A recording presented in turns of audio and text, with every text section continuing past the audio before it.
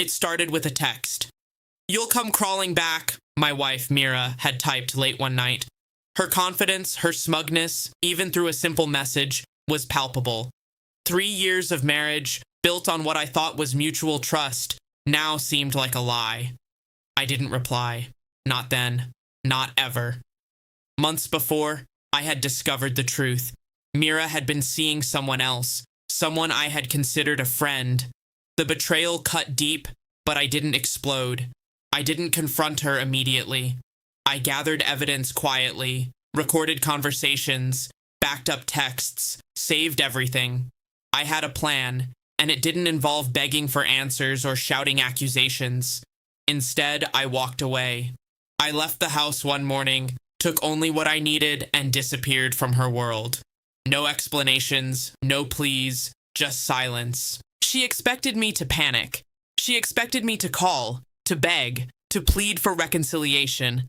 She expected her arrogance, her certainty that I would come crawling back, to hold true. But she underestimated me. Life after her betrayal was difficult, yes, but it was also liberating. I rebuilt myself, focused on my career, traveled, made new friends, and rediscovered passions I had buried under years of compromise and marital tension. I learned the power of self-worth, of standing firm, and of choosing dignity over desperation. Then, one evening, 3 years later, I attended a friend's party.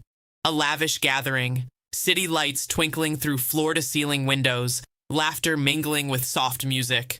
I was dressed sharply, confident, smiling, enjoying myself without a hint of the pain from the past lingering. And then I saw her, Mira, across the room in a striking black dress, laughing with a man I didn't know. Her face froze when she caught my gaze.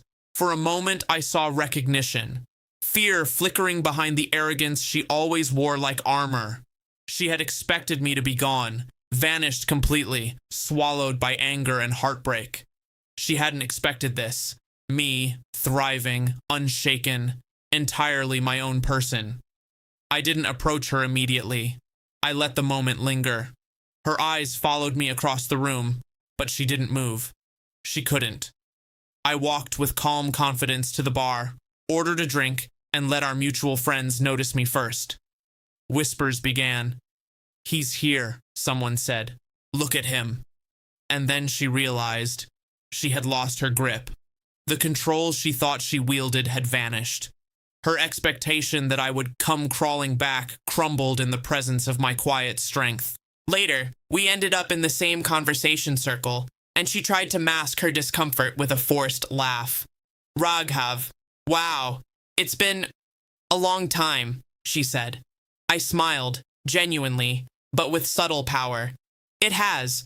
I see you're, well, good," she replied, a little too quickly. "Life's good." "Yes," I said. "It is, and I'm glad we've both moved on."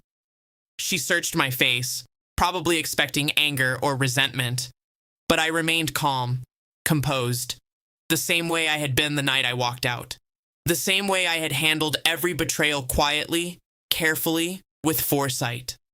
"I thought maybe you'd want to talk," she ventured, her voice faltering. "I don't," I said softly. "I'm not here to revisit the past. I've built a life I'm proud of without depending on anyone's forgiveness or validation." Her confidence shattered completely then. That smug certainty, the one she had carried for years, evaporated. She had expected tears, pleading, or humiliation. Instead, she found me thriving, unshaken, in complete control of my own life. That was my revenge. Not insults, not arguments, not dramatic confrontations. Simply existing, unbroken, and flourishing in the face of betrayal. Later that night, she texted me again, almost pleading this time. "Can we talk?" I didn't reply. Not because I was cruel, but because I had nothing to gain from reopening a chapter that had ended. My peace, my dignity, and my happiness weren't negotiable. By the end of the evening, she left with the man beside her, probably reflecting on the consequences of her actions, the choices she had made, and the life she had lost with someone who had once loved her deeply, but wisely walked away. And I I stayed, calm, composed, unshaken, thriving. Sometimes the greatest revenge isn't drama, it isn't confrontation, it isn't exposing secrets. Sometimes it's simply living well. And that night, Mira learned a lesson she hadn't expected. I didn't crawl back. I came back, stronger, better, and entirely untouchable.